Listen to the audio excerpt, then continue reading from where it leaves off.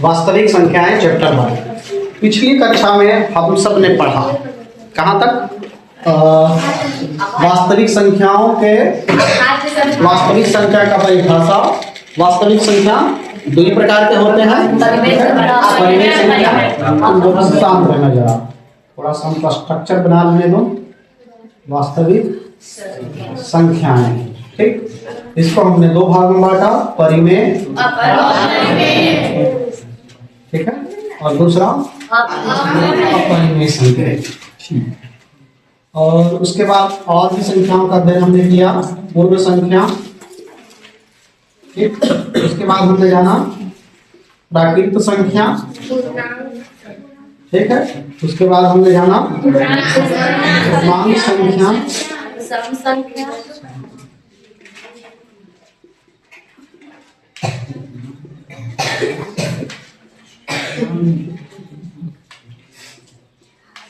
ठीक। और उसके बाद हमने जाना सम संख्याएं,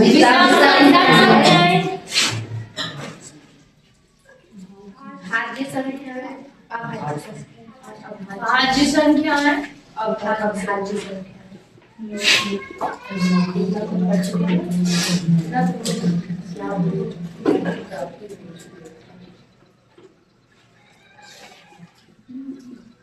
ठीक है। और यहाँ पे हमने जाना ऋणात्मक पूर्णांक,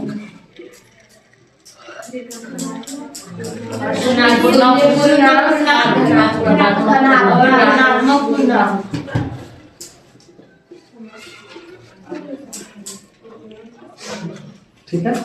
तो ये सब हमने पिछले क्लास में अध्ययन किया, ठीक है। और इसके आगे अभी हमने परिमेय नहीं जाना और ना ही इससे पहले और बहुत कुछ को जान लेंगे, उसके बाद आएंगे परिमेय और ठीक है।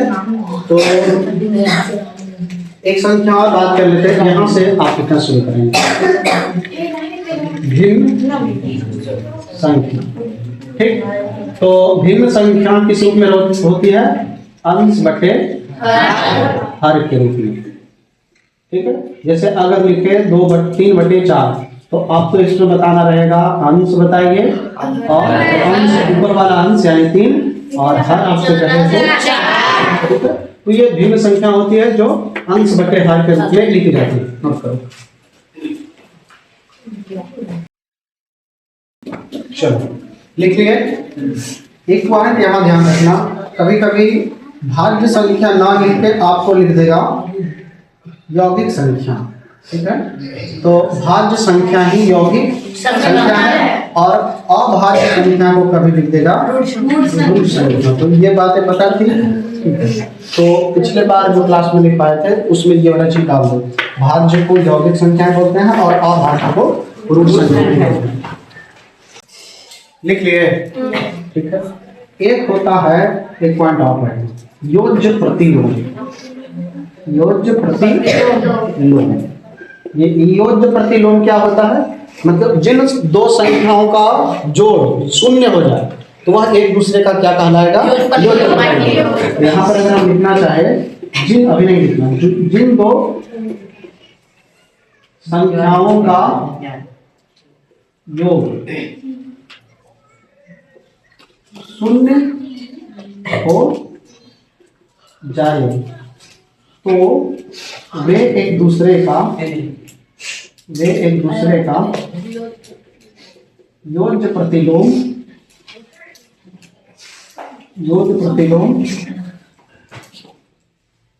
संख्या कहलाती है। मतलब जिन दो संख्याओं को जोड़े और हो गया शून्य तो वे कहलाएगा एक दूसरे को योज्य प्रतिलोम। अगर हम पहला एग्जाम्पल लेना है 4, तो इसमें क्या जोड़ेंगे तो 0 हो जाएगा, -4 तो हो जाएगा 0। मतलब 4 का योज्य प्रतिलोम आपसे पूछे, 4 का योज्य प्रतिलोम तो कितना? समझ में आई बात? उसी प्रकार आपसे पूछे -3/2, बताओ इसका योज्य प्रतिलोम क्या होगा? तो +3/2, तो प्लस से 3/2 में जोड़ेंगे हो जाएगा 0। -3/2 का योज्य प्रतिलोम प्लस 3/2 प्लस के 3/2। 2 तो योज्य प्रतिलोम में आपको ये ध्यान रखना है कि प्लस वाला माइनस में और माइनस वाला। चलिए यहाँ तक की बात समझ में आई। नोट कर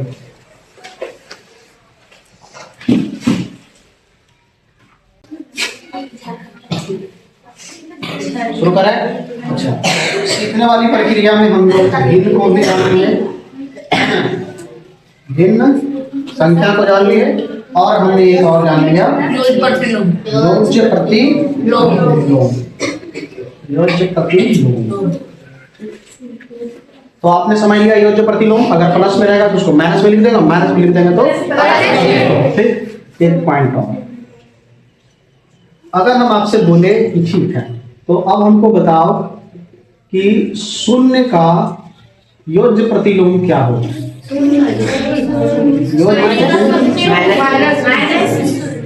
तो शून्य के साथ प्लस माइनस नहीं चलता है, तो शून्य का योज्य प्रतिलोम। बातें समझ में आई? हाँ, बहुत बढ़िया। तो इसको भी नोट कीजिए, ये ज्यादा इंपॉर्टेंट है। लिख लिया? बहुत बढ़िया। मिटा देते हैं अभी योज्य प्रतिलोम।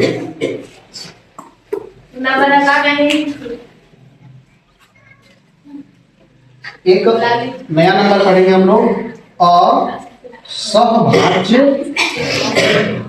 संख्या। ठीक है, यहाँ लिखे हैं, इसको मिटा देना है।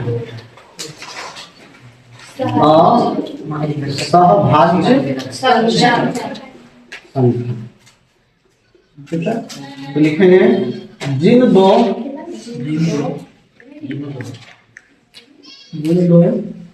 लिखा हुआ असहभाज्य संख्या। तो ऐसे ही परिभाषा बता सकते हैं जिन दो भाज्य संख्याओं का, या ऐसे भी लिख सकते हैं जिन दो संख्याओं का, जिन दो संख्याओं का HCF 1 हो उसे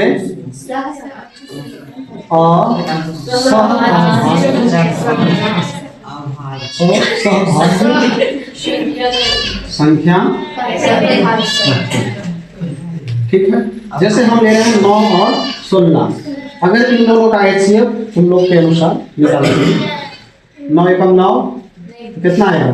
9 7 16, यहाँ आएगा 9, फिर एक मतलब है 7, 2 उतरा, यहाँ 7, 1 2। तो आपने क्या देखा HCF कितना आया? 1।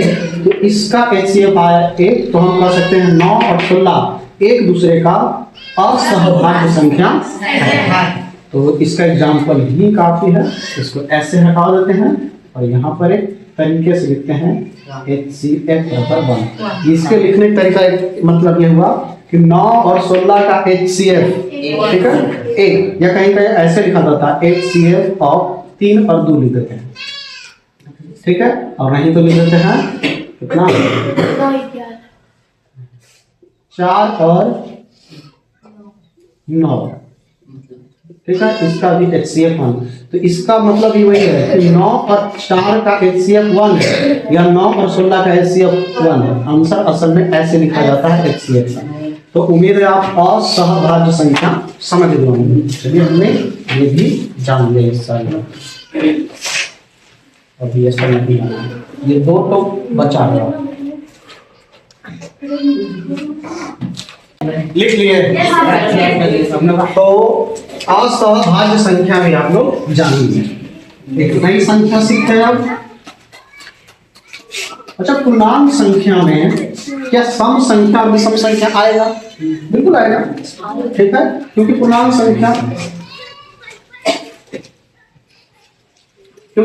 संख्या ऋणात्मक से धनात्मक की ओर लिखी जाती है ना। पूर्णांक संख्या लिखना है जैसे -3, -2, -1, 0 और 1 2 3 1 2 और 3 इस प्रकार से। ठीक है, ये पढ़ चुका है लेकिन दोबारा पढ़ रहे हैं इसमें। अब ना कुछ पॉइंट पूछते हैं आप लोग से, सवाल जवाब देना, बड़ा छोटा बताना। -3 लिखे हैं, ठीक, और यहाँ लिखे हैं 2। अब आपसे बताना है कौन बड़ा, सबसे बात -2। ये बात आप लोग जानते हैं। -6 और -18, बताओ कौन बड़ा? ये बतिया सबको ठीक है। अब जानते हैं सम पूर्णांक और एक विषम पूर्णांक। तो आप लोग सोच रहे होंगे कि ये वाली बात तो पूर्णांक में नहीं बताया गया, क्योंकि हम पूर्णांक को जब बांटे हैं यहाँ ध्यान से देखो, पूर्णांक ऋणात्मक पूर्णांक, शून्य पूर्णांक, धनात्मक पूर्णांक, लेकिन इसमें सम विषम भी तो आ सकता है ना, ठीक है। तो इसी चीज को हम लोग सीखेंगे, समझ में आई बात? अब सम पूर्णांक, जैसे मान लिया जाए पूर्णांक में इस तरह से दे दें, इसको मिटा दे रहे हैं कि m पूर्णांक है। क्या है? m पूर्णांक। इसका मतलब m पूर्णांक है, इसका मतलब m को हम यहाँ पर m पूर्णांक जो बोले हैं तो m का सीधा मतलब है हमें किससे? प्राकृत संख्या से।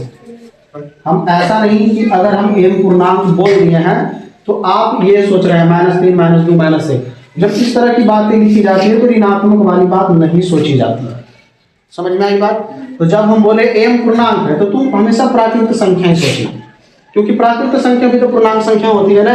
तो जब हम बोले m पूर्णांक, इसका मतलब है कि हम 0 से आगे की बात कर रहे हैं, मतलब 1 के आगे की बात कर रहे हैं, ठीक है। क्योंकि अगर पूर्णांक हम लिख दिए तो ये भी तो सोच सकते हैं कि m की जगह माइनस में हो सकता है या 0 हो सकता है या प्लस में होता है। तो हम आपको पहले ही अभी बता दे रहे हैं कि अगर हम m पूर्णांक लिखे हैं तो इसका सीधा मतलब हम किससे ले रहे हैं? प्राकृत संख्या, क्योंकि प्राकृत संख्या असल में पूर्णांक संख्या होती है। क्लियर है?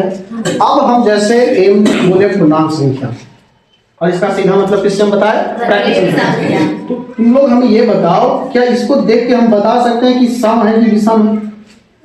क्या कोई पूर्णांक को ऐसे दे दे m पूर्णांक, n पूर्णांक, x पूर्णांक, y पूर्णांक, तो हम बता सकते हैं कि वह सम है विषम है? नहीं है, क्योंकि 2 लिखा, जैसे 2 रहता तो हम बता भी देते कि यह सम पूर्णांक है। अगर 4 दे तो हम बता भी देते कि यह सम पूर्णांक है। लेकिन अगर ऐसे कुछ लिख दे कि m पूर्णांक और हमें यह बताओ कि यह सम है विषम, बताना संभव है? नहीं बताना संभव है। तो अगर आपको इस तरह से कोई पूर्णांक दे दे और आपको बोले कि भाई इसका समरूप भी हमें लिख के बताओ और इसका विषम रूप लिख के भी बताओ, ठीक। अगर कोई कहता कि m सम पूर्णांक है तो फिर इसको बताने की क्या आवश्यकता है? तुम पहले बता दिया कि m सम पूर्णांक है। अगर कोई हमें कहता कि m विषम पूर्णांक है, इसको बताने की आवश्यकता, तुम पहले बता दिया कि m विषम पूर्णांक है। इसका मतलब m की जगह पर या तो 1 हो सकता है, या तो 3 हो सकता है, या तो 5 हो सकता है, या तो 7 हो सकता है। अगर बोल दे कि m सम है तो पहले से पता है या तो 2 हो सकता है, या तो 4 हो सकता है। अगर कहे कि m विषम है तो तुम पहले ही जब m विषम बोल दिया, इसका मतलब ये सब हो सकता है ना। तो अगर ये पहले बोल देगा तब तो ठीक है, इसमें कोई बड़ी बात नहीं है। लेकिन अगर नहीं बोले तो वैसी स्थिति में बताना थोड़ा हो जाएगा मुश्किल। जैसे m पूर्णांक है, अब हम पता है ये सम है विषम है, तो अगर इसको सम रूप में लिखना रहेगा, विषम रूप में लिखना रहेगा, तो चीजें कैसे लिखी जाएगी वो हम आपको समझा रहे हैं। पहले जो m पूर्णांक रहेगा उसको पहले आप सम बनाएंगे। क्या बनाएंगे? सम बनाने के लिए उसको पहले आप 2m करेंगे, यहाँ भी आप 2m। समझ में आई बात? अब इसको अगर आपको सम बनाना है, 2m अनिवार्य है एकदम, ठीक है। तो अब इसके आगे अगर आपको सम करना है तो आप इसमें कैसी संख्या जोड़ेंगे? सम संख्या। और अगर आपको इसको विषम बताना है तो आप इसको कैसे बताएंगे? विषम संख्या। तो मतलब ये बता कि अगर कोई पूर्णांक है तो आप उसे देख के बता सकते हैं कि वह सम है कि विषम है? बता सकते हैं ना? चलिए अभी हम 4-5 सवाल पूछेंगे, तब तक इस पॉइंट को नोट करें।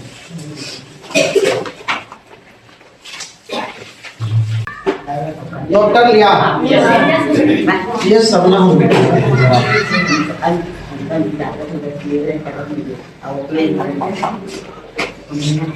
ध्यान से सुनो, समझो, क्योंकि थोड़ा सा कॉम्प्लिकेटेड हो रहा है, ठीक है। और इसका भरपूर उपयोग करेंगे हम 9th में भी और n। तो ध्यान से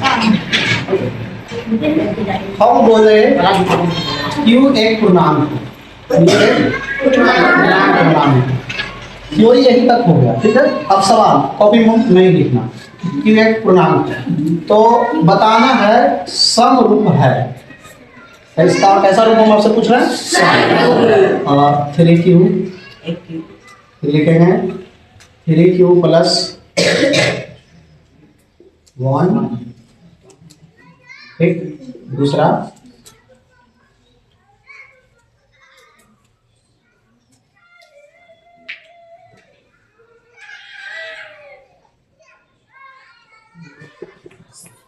और 3Q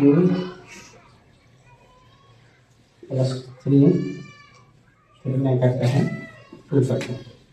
उसके बाद 2Q प्लस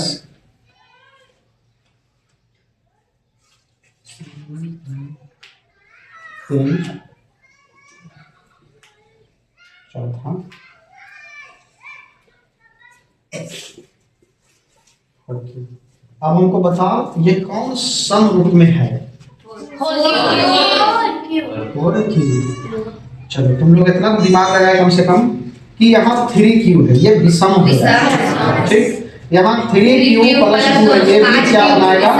विषम, ठीक है। उसके बाद 2Q प्लस 3 और 2 5 में भी बनाएगा, लेकिन ये किसको बनाएगा? समझ गए?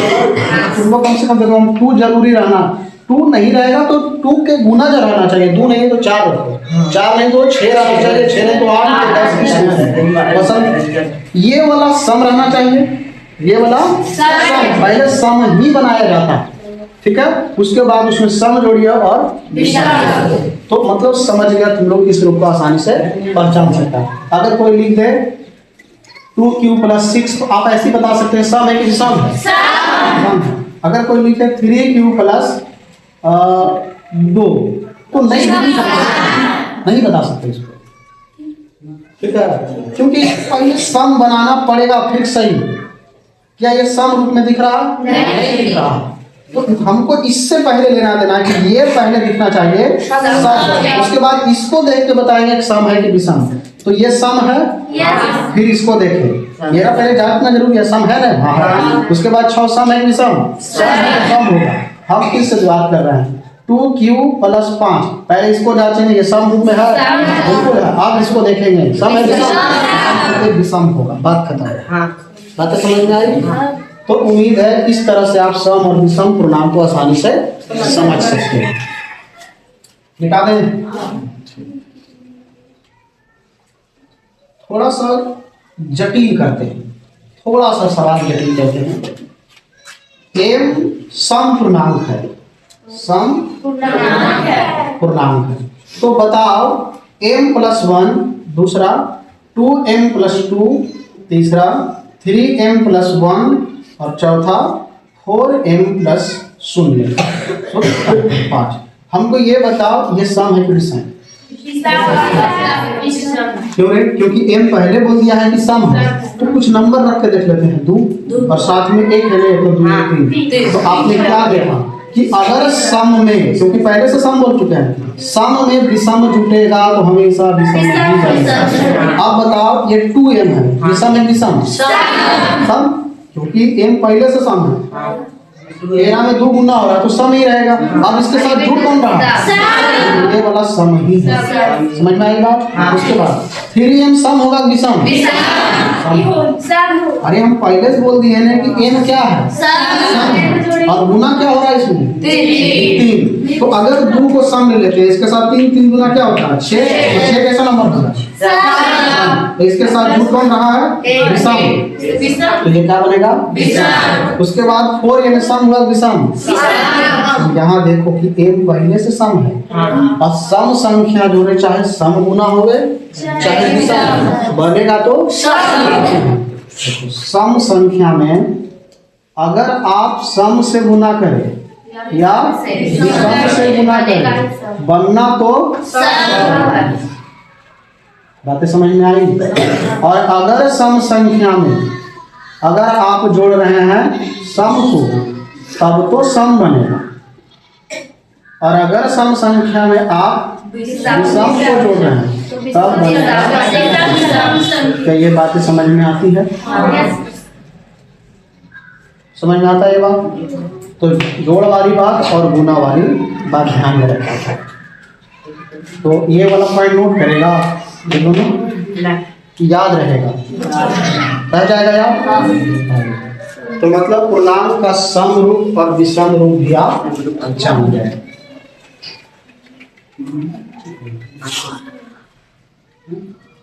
मिटो रहे हैं, ये नोट कर लिया था। नोट करना चाहता तो नोट कर लो, दोबारा मौका नहीं देंगे। लिख लिया? तो इसको हमने जैसे ऐसे डब्बा बना के लिखा रे, ऐसे ही डब्बा बना के लिखा।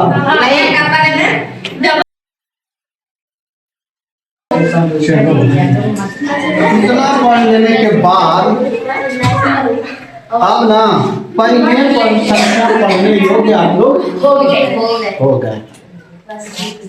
ठीक, तो अब हेडिंग डाल लीजिए परिमेय संख्या।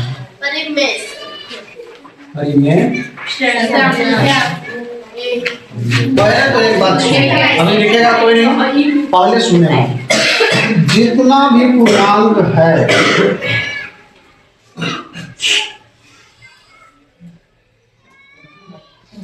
जितना भी पूर्णांक है वो सब परिमेय संख्या है। उसके बाद जितना भी पूर्ण संख्या वो सब परिमेय संख्या है। परिभाषा तो देंगे ही हम। उसके बाद जितना प्राकृत संख्या है वो सब परिमेय संख्या है। जितना भी भिन्न है जितना भी लिखा है सब परिमेय संख्या, ठीक है, उस सब के सब परिमेय संख्या है। तो ये सब का संबंध किससे है? अगर हम लिखे -4 तो पहले नंबर तो -4 पूर्णांक संख्या, उसके बाद ये परिमेय संख्या थी। अगर हम लिखे केवल 4 तो 4 प्राकृत भी है, 4 पूर्ण भी है, 4 पूर्णांक भी है, और ये सब के अलावा परिमेय भी है। ठीक, और ये भिन्न भी है क्योंकि 4 अगर 1 के रूप में देखा जाए तो भिन्न भी है। लेकिन जरूरी नहीं है कि सभी भिन्न संख्या प्राकृत। देखो सभी पूर्णांक पूर्ण प्राकृत भिन्न हो सकता है, लेकिन सभी भिन्न प्राकृत पूर्ण नहीं हो सकता है। ये बात को अगर हम लिखे 3/2 तो ये भिन्न तो है, एक मतलब परिमेय भी है, ये भिन्न है और साथ में परिमेय भी है। इसका ये मतलब नहीं है कि ये प्राकृत भी है, पूर्ण भी है और पूर्णांक भी है। आपको अभी बताया कि सब भिन्न के लक्षण नहीं है कि प्राकृत पूर्ण और पूर्णांक हो जाए, लेकिन सब पूर्णांक और पूर्ण और प्राकृत के लक्षण है कि वह भिन्न हो जाए। बातें समझ में आई? लेकिन एक अपवाद है, शून्य। कौन संख्या है? पूर्ण संख्या, पूर्णांक संख्या। तो इसको थोड़ा भिन्न होने में समय लगता है, और 0/1 0/0 इसमें हम नहीं फंसेंगे इसके आंसर में। ठीक है, क्योंकि ये थोड़ा जटिल मैथ के अंतर्गत होता है। जब कुछ छोटी छोटी बातें तुम लोग सीख जाओ, ठीक है, तब इन जैसे सवालों पर बात किया जाए। अभी से तर्क वितर्क करे से कुछ फायदा होने वाला है। नॉर्मल जोड़ घटाओ जानो तुम लोग, 4/2 2 दूना 4 काट के आंसर लाओ, कोई दिक्कत नहीं। 0/0 0/1 और 2/0 इन 3 बात में अभी नहीं फंसेंगे हम। ठीक है, इस सब में नहीं उलझेंगे। ठीक है, क्योंकि ये सब का आंसर थोड़ा वाहियात तरीका से आता है। इसके लिए पहले समझ विकसित कर लेंगे, तब बात करेंगे ये तीनों पॉइंट पे। ठीक है, तो शून्य के मामले में थोड़ा भिन्न पर ठहरेंगे। तो हम जान रहे थे परिमेय संख्या, तो मन ने ये बताओ परिमेय संख्या समझ में आ गया सबको कि कौन कौन संख्या परिमेय संख्या हो सकती है। ठीक है, अब हम लोग जानेंगे परिमेय संख्या की परिभाषा। फिर से हेडिंग डालेंगे परिमेय संख्या। तो ना तुम लोग पहले ये वाला बतिया लिख लो, ताकि एक एक पॉइंट लिखते चलेंगे और समझते चलेंगे।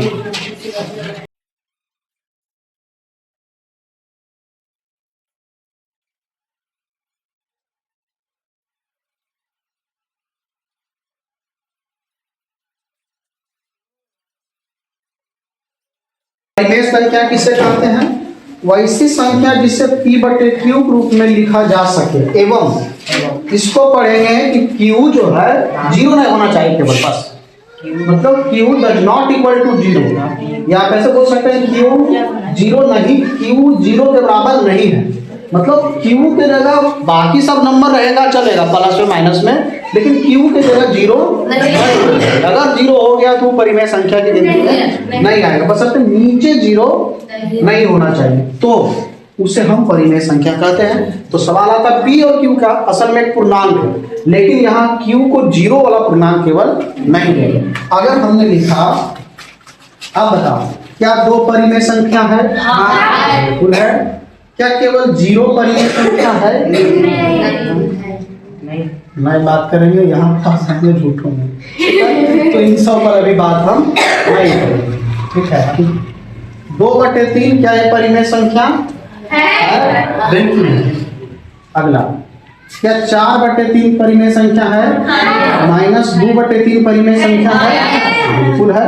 अब मन ने ये बता कि जीरो नहीं, जीरो के साथ ही छेड़छाड़ नहीं करनी, जीरो से कोई पंगा नहीं लेंगे, ठीक है, क्योंकि जीरो जितना हल्का देखने में लगता है असल में उतना हल्का है। जीरो से पंगा लेंगे लेकिन अभी शुरुआती दौर, हो सकता है जीरो पर बहस करने लगे, फिर इस पे बहस करने लगे, अनंत पर बहस करने लगे, अपरिभाषित पर बहस करने लगे, तो वो सब लंबी बहस चलेगी, उसका कोई परिणाम निकलेगा भी नहीं, अगणित में ज्यादा उपयोग भी उसका नहीं करेगा। जब ज्यादा बड़ी बड़ी चीजें कॉम्प्लिकेटेड हो, सॉल्व करना हो, तब जीरो इसका का खूब उपयोग करेंगे, अभी नहीं।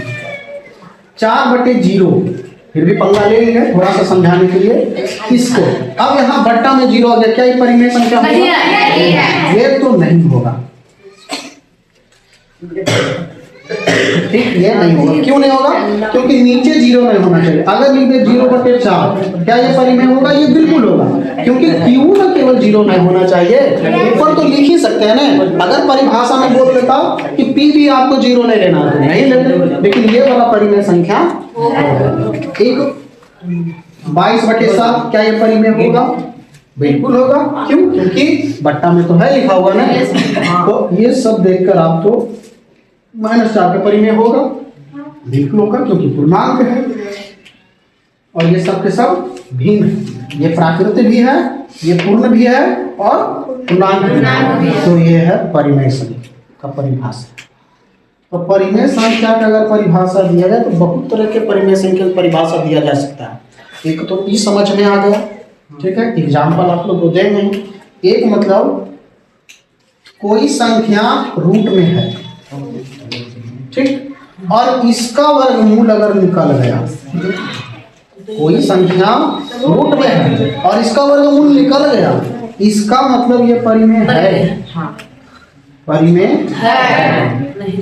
ध्यान से देखो, हमने दूसरा परिभाषा भी बोला कि अगर कोई संख्या रूट में है, ये जानबूझ के लिए है, ठीक है, स्क्वायर, ताकि सच में इसका रूट हो जाएगा। तो हम ये समझाना चाह रहे हैं कि कोई संख्या अगर रूट में है, चलो कुछ और ले लेते हैं, यहाँ दे देते हैं b, इसका कुछ वर्गमूल निकला है a, ठीक। तो अगर कोई संख्या रूट में है और उसका वर्गमूल निकल चुका है, तब तो ये परिमेय संख्या है। और अगर वर्गमूल में मतलब रूट में है और उसका वर्गमूल नहीं निकला, तब वह परिमेय नहीं है। तो इसके अनुसार अगर एग्जाम्पल की बात करें तो हमको ये बताओ, क्या ये परिमेय है? बिल्कुल। क्या ये वाला परिमेय है? बिल्कुल है। क्या ये वाला परिमेय है? क्या ये वाला परिमेय है? नहीं। तो भाई ये वाला परिमेय क्यों? इसका वर्गमूल ही नहीं निकला। तो नोमा क्लास के लिए ये परिभाषा पर्याप्त है। नोमा क्लास के लिए जो परिभाषा पर्याप्त है। अगर जरूरत पड़ा दशमलव से, क्योंकि दशमलव वाला में भी परिमेय और अपरिमेय चलता है, तो अगर जरूरत पड़ा कि दशमलव से भी परिमेय और अपरिमेय पूछा, तो हम वो भी आपको बता देंगे, ठीक है। तुम्हारी किताब को एक बार देख लेते हैं कि क्या वो चीज इसमें है या नहीं है, ठीक है। अगर होगा तो हम अभी ही बता देंगे, ताकि आगे चल के कोई दिक्कत ना हो।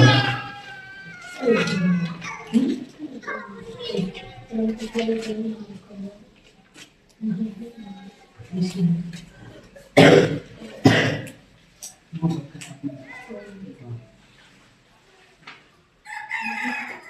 हमारे किताब में वो चीज है।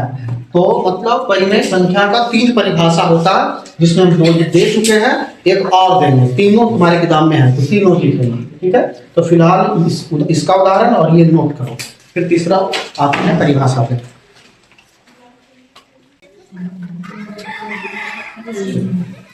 परिमेय संख्या के तीसरा बिंदु और कौन कौन हो सकता है? दशमलव संख्या की अगर बात करें, दशमलव संख्या तो ये ना 2 ही प्रकार के होता है, एक शांत दशमलव, एक दशमलव, ठीक, और एक होता है अशांत। अशांत दशमलव, ठीक है।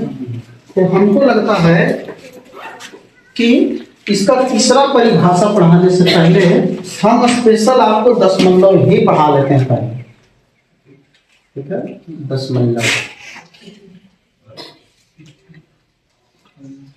दशमलव संख्या को ही कभी कभी भिन्न संख्या बोल दिया जाता है। भिन्न संख्या बोल दो या दशमलव, दोनों सेम बात है। कहीं कहीं लिखा हुआ है, सुनो।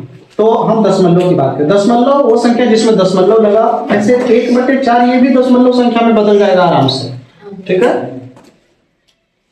तो 0.3, फिर एक लिखते हैं 0.3333, फिर 0.43। अब आपके सामने 3 प्रकार के हम संख्या लिखें। एक वो जो दशमलव के बाद एक ही नंबर आया, क्या इसमें डॉट डॉट डॉट लगा हुआ है? अगर नहीं लगा हुआ तो इसको बोला जाएगा शांत। ऐसे इसका परिभाषा और भी होता है, इसका परिभाषा और भी होता है। जब 10वां आएगा तो हम आपको बताएंगे, लेकिन सब चीजें एक साथ नहीं। तो पहले नंबर तो दशमलव देखना रहेगा, तो आप 2 चीज देखिए, डॉट डॉट लगा है या नहीं लगा है। अगर डॉट डॉट डॉट लगा हुआ तब तो वो कौन है? शांत। क्या है? शांत। और अगर डॉट डॉट लगा है तो दोनों के दोनों अशांत। तो हम पहले ये बता कि जब कोई दशमलव में लिखा रहेगा ऐसे ही, तो तुम लोग ये तो बता सकता है ना कि वह शांत है या अशांत। अगर डॉट डॉट नहीं लगा हुआ तब तो वह शांत है, और अगर डॉट डॉट लगा हुआ तब तो वह क्लियर है। हम आपको अभी बोले कि दशमलव संख्या असल में भिन्न संख्या ही दशमलव संख्या में बदलती है। तो सवाल ये भी तो आ सकता है ना कि ये वाला बताओ 1/4 शांत है का शांत, ये भी तो सवाल पूछा जा सकता है, पूछा जा सकता है ना। अगला आप ये भी पूछा जा सकता है 2/8 या 2/15 शांत है कि अशांत। तब तो यहाँ फंस जाएंगे हम लोग। तो अगर दशमलव में पहले से देल है तो उसको बताना तो आसान है कि कौन शांत है और कौन अशांत है। तो हम इस यहाँ तक पहुंचेंगे, लेकिन पहले अगर जो पहले से दिया हुआ है उसको बताना किसको, उसको पहले देख लेते हैं। अब अशांत ना 2 भाग में है, एक होता है अनावृत्ति अशांत, अनावृत्ति अशांत, और एक होता है आवृत्ति अशांत, ठीक है। इसमें हम दोनों चीज लिए हैं। क्या दशमलव के बाद सेम नंबर आ रहा है? आ रहा है ना? इसका मतलब ये वाला जो है 0.333 डॉट डॉट डॉट, ये नहीं, ये आवृत्ति में आएगा 0.33 डॉट डॉट डॉट। अगर 0.3 लिख के इतना भी कर दे तो काफी है, यही चीज लिखा हुआ है, समझ में आएगा।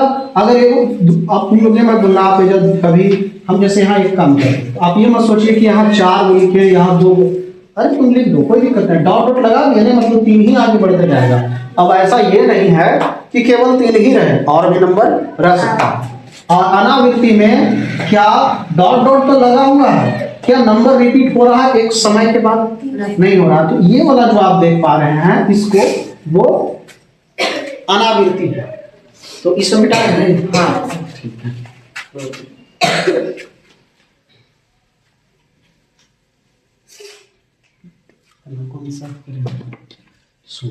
अब ये तो समझना आसान है, ये दोनों को समझना थोड़ा कॉम्प्लिकेटेड है। तो आगे सुनिए सबको।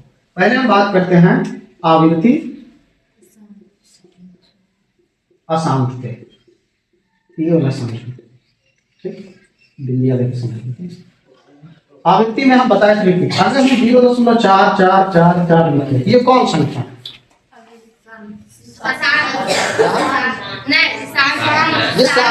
तो हम तो गलत अभी लिखे, डॉट डॉट लगा देंगे, तो ये आवृत्ति अशांत है। क्यों? क्योंकि नंबर एक ही नंबर बार बार रिपीट हो रहा है। अब जरूरी नहीं है कि एक ही नंबर रिपीट हो, 0.34343434 अगर इस प्रकार भी है तो ये भी आवृत्ति अशांत है। उसी प्रकार अब ये नहीं तुम लोग 2 नंबर अब देख लो, ठीक है, तो तुम लोग सोच रहा हो अच्छा दूबे को होते हो, यही सोच रहा है, कोई जरूरी नहीं, अभी बताते हैं।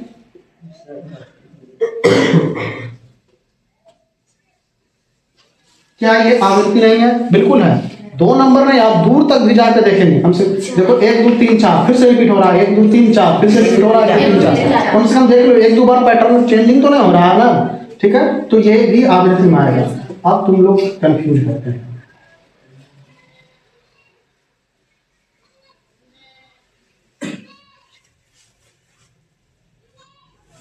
अब हमको ये बताओ क्या आवृत्ति अशांत है? हाँ है या नहीं है? जैसे ये वाला था, ये वाला था, ये वाला था, ये वाला है, हाँ ये वाला नहीं है। क्यों? अच्छा 1 2 है, 1 2 के बाद आया 3, फिर 1 2 है, फिर आ गया 4, फिर रिपीट हुआ। अगर आना रहता तो 1 2 3 आता, फिर 1 2 3 आता, नहीं आ रहा, इसका मतलब ये जो लिखे हैं तो हमको पहले ये बताओ कि तुम लोग देख के तो बता सकता है ना कि कौन आवृत्ति अशांत है, कौन अनावृत्ति अशांत है, बता सकता है? कोई दिक्कत? कोई दिक्कत वाली बात नहीं। आवृत्ति अशांत हो गया, अनावृत्ति पे अनावृत्ति अशांत। तो जस्ट इसका उल्टा, अगर 0.4321 डॉट डॉट डॉट लग गया है तो एक बात तो तय है कि अशांत है, ठीक, नंबर रिपीट हो रहा है, जी मत सोचना कि 4 यहाँ है 4 यहाँ, ऐसा नहीं, एक पैटर्न होना चाहिए, जैसे एक पैटर्न है तो तुम लोग सोच रहा हो तो तुम लोग जाहिर है, तो ये वाला हो जाएगा अनावृत्ति। बातें समझ में आ गई?